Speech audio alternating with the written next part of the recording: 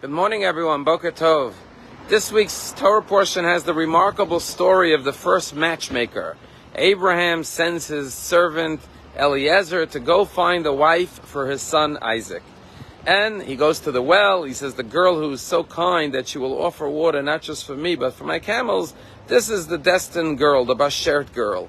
And sure enough, Rebecca comes along and offers water for the camels. And when Eliezer goes home to the family of Rebecca and tells them the story, they say, Me Hashem yatsa davar. This matter emanates from God, which means it's Bashert. It was a match made in heaven. And off Rebecca goes to marry Isaac, becoming the second matriarch of the Jewish people. But there's a story within a story here. Because when the Torah describes the first encounter between Isaac and Rebecca, the Torah says that Rebecca is coming on the camels, and Isaac was arriving from a place called Be'er Lachairoi, and he sees Rebecca, Rebecca sees him, and they meet for the first time. And Rashi asks the question, why is it important to tell us where Isaac was arriving from when he saw Rebecca in the field? Why doesn't it just say he went out to the field and he saw his bride-to-be? Why this extra information of where he was coming from? And Rashi gives us a phenomenal, extraordinary answer. Rashi says, where do we find the location that Isaac was arriving from? Be'er Lachairoi. We found it in the previous Torah portion. When Hagar encounters an angel who tells her she's going to have a son. And Hagar is so grateful for the news that she names the place Be'er Lachairoi, the well where God revealed himself to me through an angel and promised me a child. So listen to what Rashi says. The beginning of the Torah portion began with the passing of Sarah. So Abraham was now a widower. So why did Isaac go to the location of Be'er Lachairoi? He went to find Hagar to bring her back to remarry his father Abraham. And sure enough, that's what happened. Abraham remarries Hagar, who he had previously sent away after the passing of his wife Sarah. And who was the matchmaker? It was his own son Isaac, who wanted his father to not be alone. In other words, what we have here is that at the same time that Abraham is sending Eliezer to find a wife for Isaac, his son, the son Isaac is going to find a wife for his father Abraham.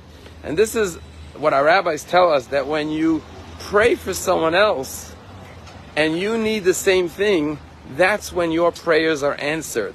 There's a famous line that says the best way to find yourself is to lose yourself in the service of others. Sometimes we discover our blessings in life not by focusing on our needs and our desires, but on focusing on how we could be of help to others. And in the act of helping others, we discover what we need as well.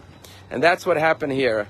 As Abraham is looking for a spouse for his son Isaac, that's precisely when the Torah says Isaac goes to find a spouse for his father Abraham. You know, when I have the pleasure and the privilege of marrying couples, officiating at weddings, I meet with the couple obviously many times in preparation. And in the first meeting, I love to ask the question, how did you guys meet?